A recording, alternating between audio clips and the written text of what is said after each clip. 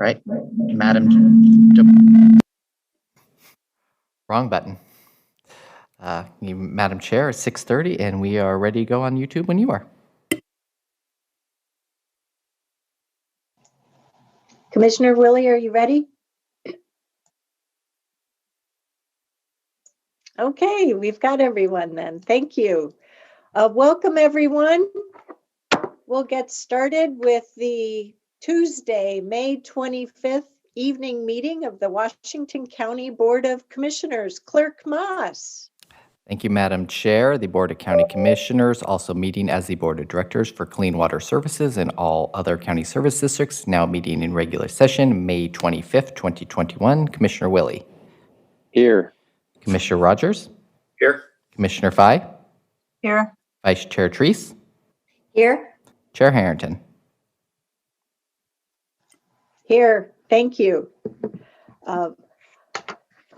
I would like to start this evening's meeting with brief comments from myself, and I would invite any other comments from my colleagues on the Board of Commissioners as we acknowledge the 1-year mark of the murder of George Floyd in Minneapolis. I have gone back and reviewed the board statement that we issued on June 2nd of last year. And I can say that I remain committed on my journey in working with all of my colleagues and serve the greater community of Washington County, a journey of social justice and specific work to advance racial equity here in our community. I know I have more work to do to be a better anti-racist myself, and am committed to do that work. Thank you. I wanted to keep my comments brief and to the point. Commissioner Treese.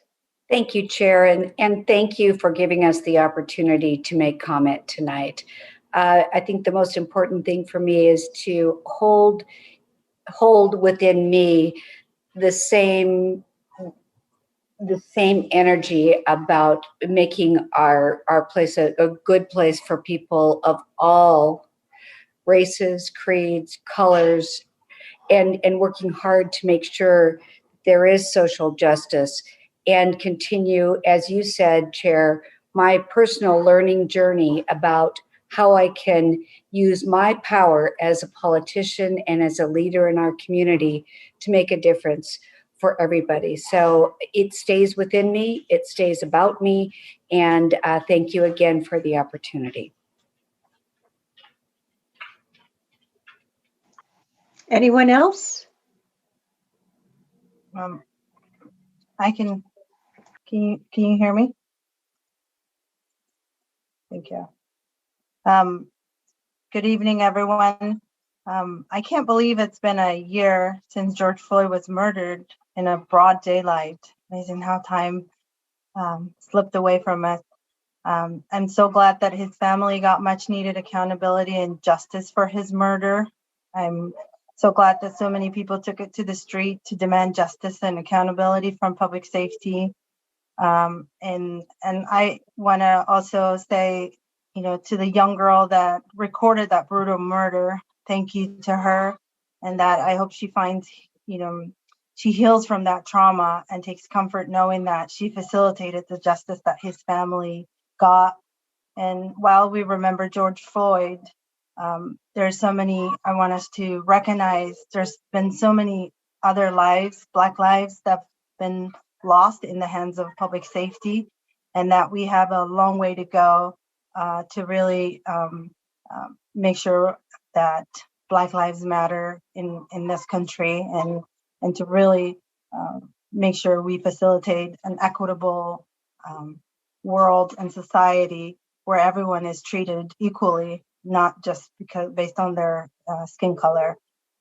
So I'm looking forward to partnering with our community and our commissioner, our board, and our county and our staff to really, work together to facilitate a county that is equitable and safe and prosperous for everyone.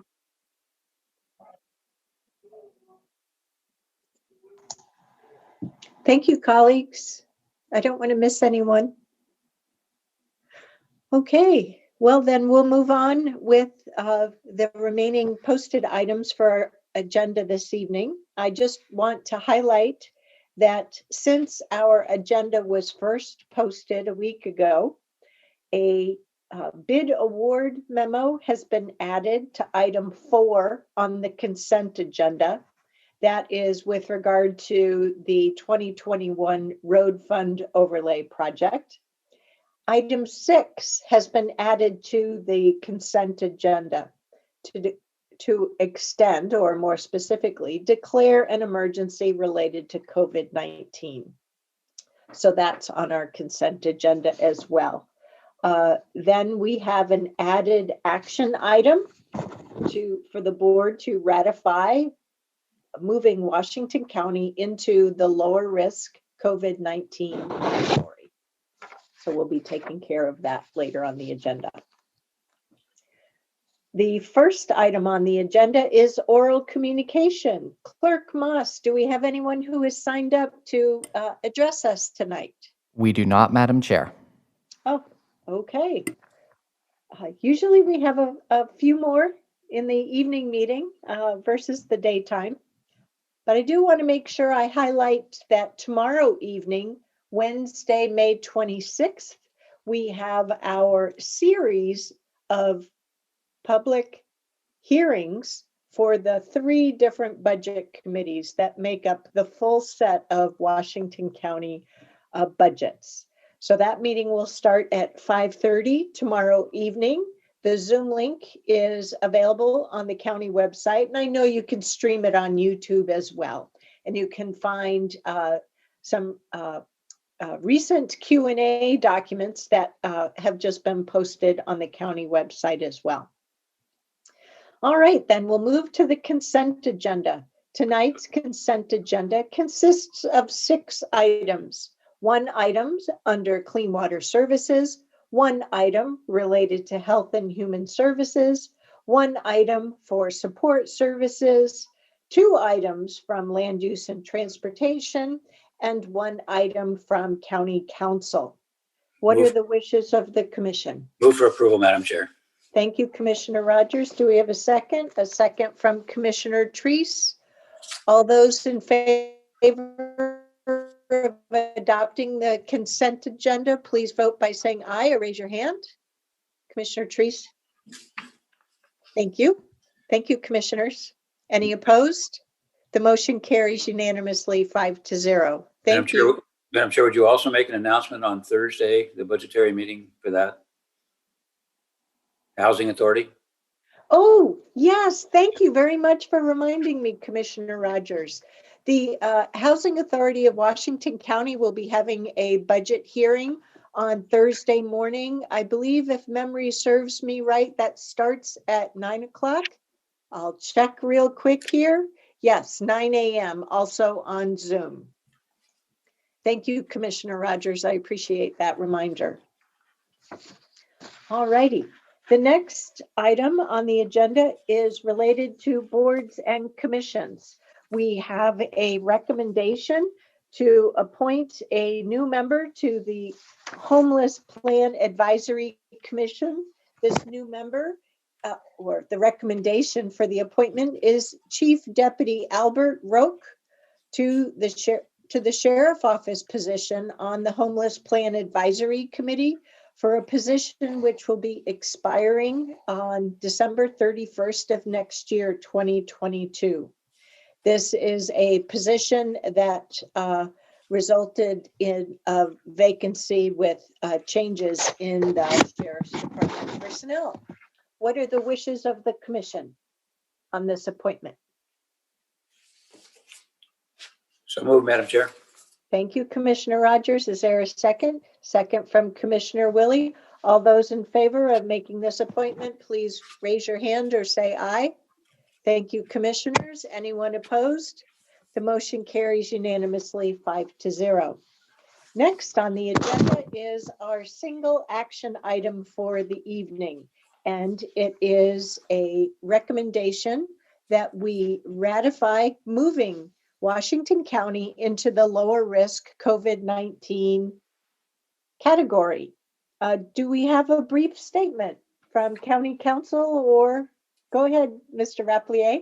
Yes, Madam Chair, members of the board, as you know, the governor last week allowed Washington County to go into the lower risk category under COVID-19 because we had reached a 65% COVID vaccination rate, and as we submitted a equity plan.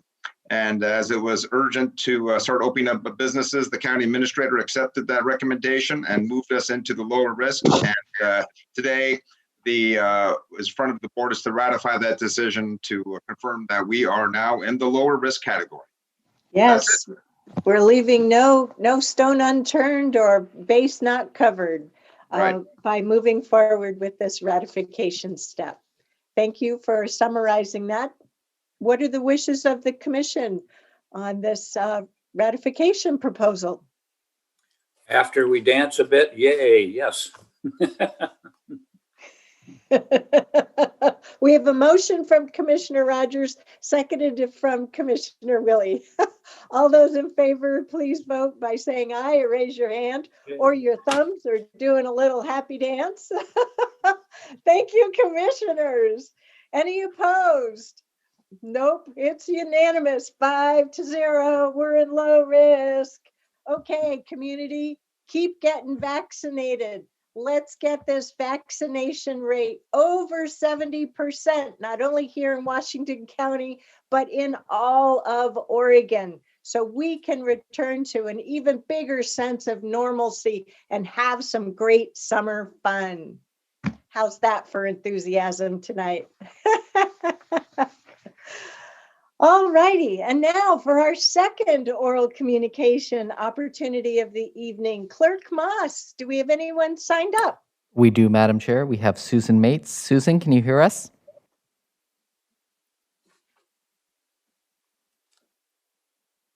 Can you hear us, Susan? You're muted. How's that? Can you hear me? Yes, we Yes. can. Please go ahead for up to 5 minutes. Thank you, Chair Harrington and Board of Commissioners. My name is Susan Mates, and I am a voluntary member of Quiet Clean PDX, working to educate the public about the dangers of gas-powered leaf blowers and promote safer alternatives. First and foremost, I hope that you're looking at every possibility to address the critical issues of climate change within your jurisdiction. We don't have a moment to lose, and your role is crucial to get our county on track. I understand that you have many issues demanding your attention. This one, regulating gas-powered leaf blowers, provides tremendous benefits for a relatively small investment. I hope you've had a chance to review the information I sent to you, but here are some key points. Gas-powered leaf blowers are more than just a noisy nuisance. Decibel levels above 85 can cause permanent hearing loss, yet the popular brands of commercial gas-powered leaf blowers operate at levels over 100 decibels as measured at the ear of the operator. Battery backpack blowers, on the other hand, operate at an average of around 60 decibels. In addition, noise from gas-powered leaf blowers occurs at a low frequency that carries a longer distance than noise from electric versions. This low frequency noise penetrates windows and structures with nearly 15 times the effect of battery-powered leaf blowers at the same decibel level. The small gas engines which power these devices are hundreds of times more polluting than cars because they do not have the pollution controls that are mandatory on automobiles. The pollution from 1 hour of gas-powered leaf blowing emits the same amount of hydrocarbons as driving a car for 1,100 miles, the distance from Portland to San Diego. These small engines are overtaking cars as the leading source of air pollution in communities like ours. The EPA and health organizations know that gas-powered leaf blowers increase the risk of cancer, respiratory, cardiovascular, and neurological disease. This is an environmental justice issue as well. These devices are often used by low-wage workers who cannot choose the tools they're asked to use, may not be aware of the risks of using them, and frequently aren't wearing adequate protection. You have an opportunity to improve the health of workers in the county. Keep in mind that gas leaf blowers are rarely used one at a time as recommended by industry. It's common to see larger crews working together, and unlike PM 2.5 from power plants, traffic, and other industrial sources, PM 2.5 from leaf blowers and other handheld tools is localized, highly concentrated, and produced in close proximity to airways, and the particulate matter from them lingers in the air longer. In addition, a recent study showed a link between gas-powered leaf blower pollution and the risk of death from COVID-19. Toxic waste from these devices, from frequent fuel spills, dirty air, and fuel filters, and old spark plugs, ends up polluting the ground and adds tons of toxic solid waste to our landfills. There are right now readily available battery-powered leaf blowers that are excellent alternatives to their gas-powered counterparts. They cost less than half the price to operate and maintain. So while initial costs are higher, they tend to reach parity with gas-powered versions in 1 to 2 years. Over half of gas-powered leaf blower use in Oregon takes place in our Portland metro area. The city of Portland has already passed a resolution to transition to battery-powered leaf blowers, and Multnomah County is in the process of doing the same. I hope you will resolve to transition away from using gas-powered leaf blowers under your jurisdiction and increase the use of electric and battery-operated models to better protect public health and the environment. I appreciate you hearing these arguments and would appreciate any guidance you might provide to how to move this issue forward in the future. Thank you for your time today. Thank you, Ms. Mates. Ms. Angie, this topic may sound familiar to you. It was after having a meeting with Ms. Mates that I forwarded a question to you asking about our facilities crew and seeing if we have leaf blowers in the fleet and what it might involve to move to a less noisy, lower emission solution such as a battery version. Not to put you on the spot, but if you have anything you would like to share this evening, I want to make sure I provide you with that opportunity. So thank you, Chair Harrington, and for the question. Our team is looking into this and also looking into not only our facilities, but if there are leaf blowers in other facilities across the county, just so that we can provide you a comprehensive answer in this. So please expect something in the next week or two. Thank you very much. And also I let Ms. Mates know that we have a joint agency internal task force going to look at various steps for addressing climate change challenges, both what we're already doing, what the governor's climate adaptation framework might invite us to do, and other things that we might consider, really leveraging off of the reports, the good reports that we've gotten both from Washington County and the sustainability team, as well as from Clean Water Services. So thank you for the work that you're doing. All right, Mr. Moss, was there anyone else? We did not have anyone else, Madam Chair. All righty, thank you. Well, next we'll move on to board announcements. First, I would just like to make sure that I highlight a few upcoming meetings. We're here in the last week of May.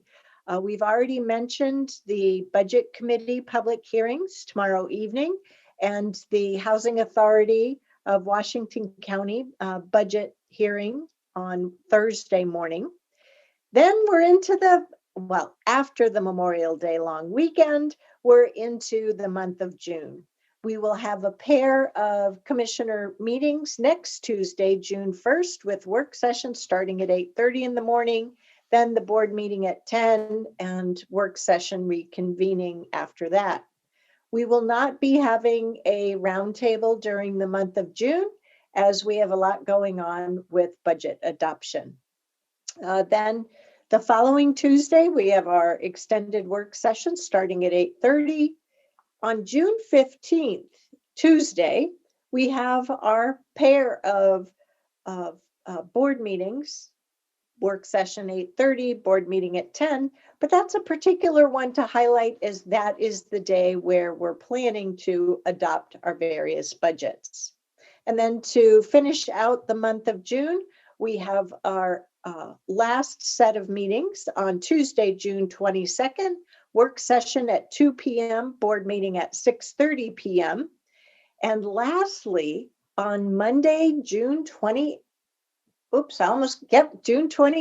Monday, June 28th in the evening, we'll have our second quarter town hall, where the theme will be a focus on mental health services here in Washington County. So that's it for forward meeting announcements. Are there any other announcements from board members this evening? Go ahead, Commissioner Willie. Well, this is not an announcement. I really appreciate, though, hearing the impact of gas-powered leaf blowers. And I am the president of our HOA here in the neighborhood. And I will certainly take that information and look into how we can ask our landscapers to convert to battery-powered. I certainly have a battery-powered leaf blower, and I certainly appreciate hearing that information, and we'll look forward to seeing if we can make that conversion for our HOA here in Hillsborough. Great, that's great. See, that's part of the fun of community input. You know, we always learn something. Yeah, that's great. Thank you. Anything else for this evening, leadership or commissioners? All righty then. Well, hearing none, might we have a motion to adjourn this evening's meeting? So moved, Madam Chair. Thank you, Commissioner Treese. Second from Commissioner Willie. All those in favor, please say aye or raise your hand. Thank you, commissioners. Anyone opposed? The motion carries unanimously 5-0. Bingo, we're done for the evening. Thank you very much, commissioners. Everybody get vaccinated. Stay healthy. Bye-bye.